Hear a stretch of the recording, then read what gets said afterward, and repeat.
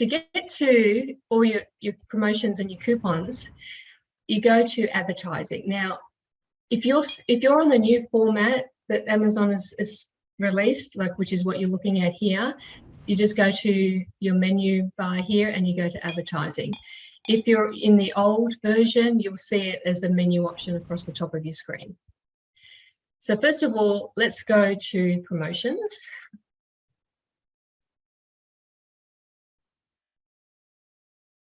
So manage product selection. I do highly recommend that you go in and do this if you haven't done it yet, even if you have just one product, because you can add ASINs to it. So what this allows you to do, let's create a product selection.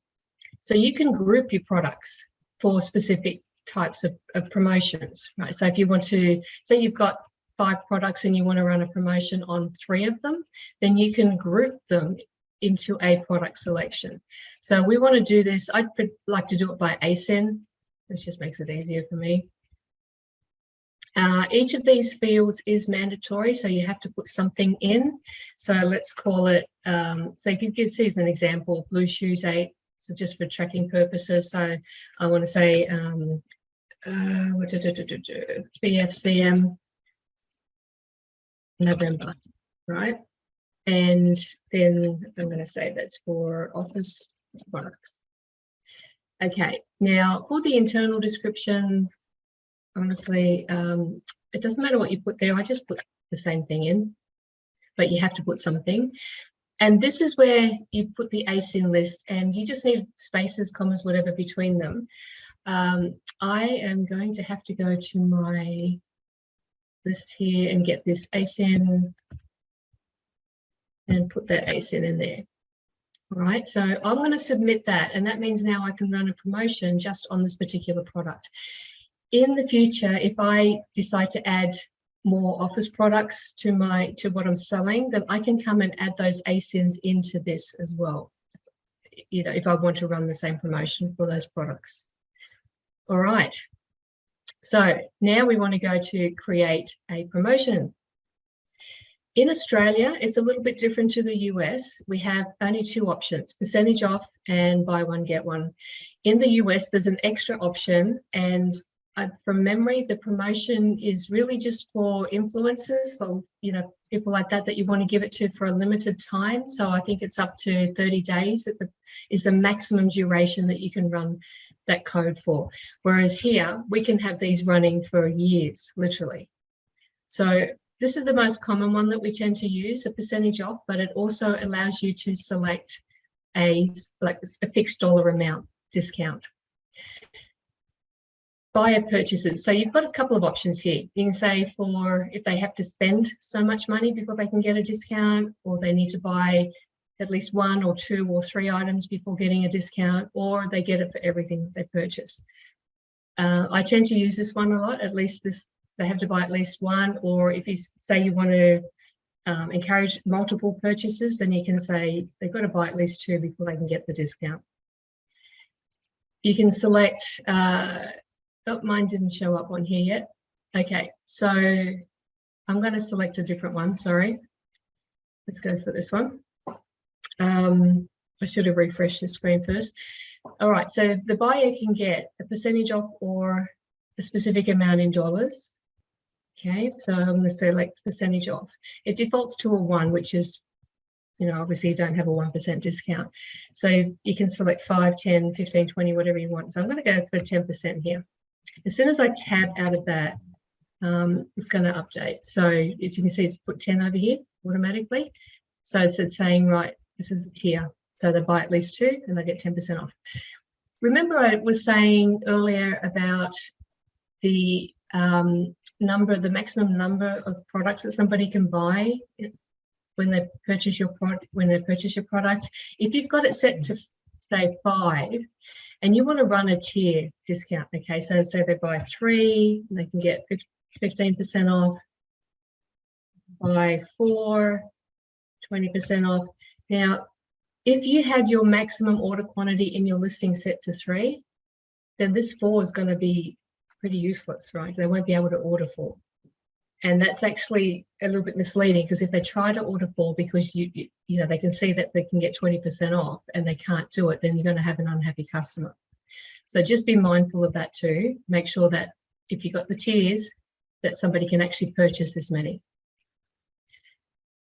Okay, you do have an option here to exclude a particular, like if you selected entire catalog up here, you can say, well, I want everything to be included in this discount, but except for this particular product, right? So you can select individual products as well. So the next step is the scheduling.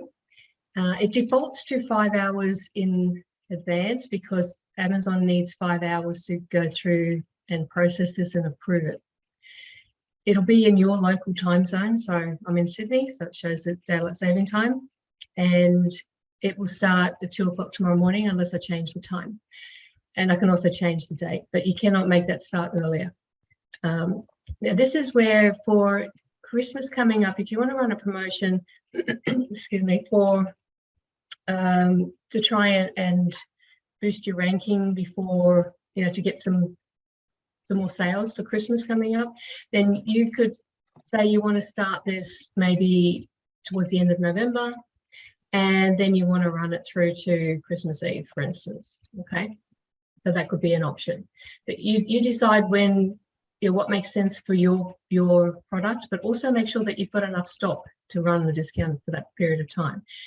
You may also think, okay, well, maybe I just want to run it for a week, just to try and get some momentum and see how things go, and then put it back up to the normal price. Sometimes doing this will get your product out sort of more visibility, and then it's kind of generates more organic sales at the normal price once the sale finishes as well. That's what I've found with my products. You can't do any damage with this. Just make sure that you've got yourself covered. You're not going to lose money on your products, right? So you don't want to give out huge discounts, but you just want to try and get some momentum. And particularly, like if you have a slow moving stock, then this is definitely a good option. Internal description, this is a mandatory field again, so you could just put in, I'm just doing the say for Black Friday, Cyber Monday, November, and this just defaults. I'll just leave that as there. That's just for my benefit. Now, nothing else to do with the scheduling there. With the claim codes, this is really important section here. Now, this is interesting because this used to be rolled up. Now they're showing the whole thing when you first scroll down, because this one here, show promotion on the detail page. This is really important to make sure that if you are creating this promotion to put, say, on your insert in your products or for social media promotions, you don't want it necessarily displayed on your listing so everybody sees it, right? You only select this one here if you do want everybody to be able to access the discount code. Does that make sense? Mm-hmm. Because, yeah, so just be careful of this one. It's automatically checked, and if you don't want it showing on your listing, you have to uncheck it, and then that's all you get. Okay. Now, selecting a group code. So this is the most common one that we use. We don't use the single-use ones very much anymore. The group one means that it's just one code and everybody gets that code. So you can select that for basically all the codes that you create. So say if I'm doing this for the lead up to Christmas, I want to give it a say Office discount. It's a bit long, but it's got to be at least 8 characters. You can call it, because this is a tiered discount, so that's why normally I'd say, like, if it was 20% off, I'd say Office 20. So we'll just say Office discount. And Amazon can suggest codes, but they're just random digits and letters. It's always preferential. Amazon does talk about, I think in the US they might have a different option of, there's another one, I can't remember what it's called. But preferential it defaults to, and it's the only option we have here, and that's what we want anyway, because we don't want it unrestricted, right? The other thing to consider here is 1 redemption per customer. If you're trying to move a lot of stock, then you probably don't care if somebody wants to come back and order, place more than 1 order. If you do want to control that, then you can select that. So that means they can say order maximum of say 5 in the order, but they can only order that product. They can only place 1 order on that product, right? And that is just one way of just making sure that somebody doesn't come through and take all your stock, at the big discounts. Check out display text that will say promotion applied. Purchased items display text, so you can say offers products. If you just offers products, and now normally this would come up with a default text, but it hasn't this time. And so what you like, this is the conditions that they see, but you could say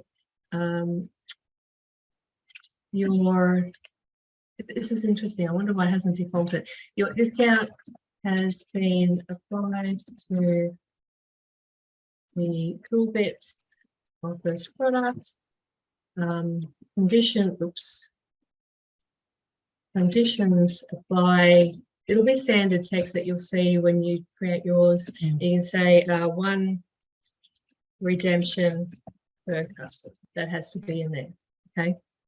And then you say enter code and then offers discount at checkout. Now, like I said, normally this would automatically populate and have that information in there.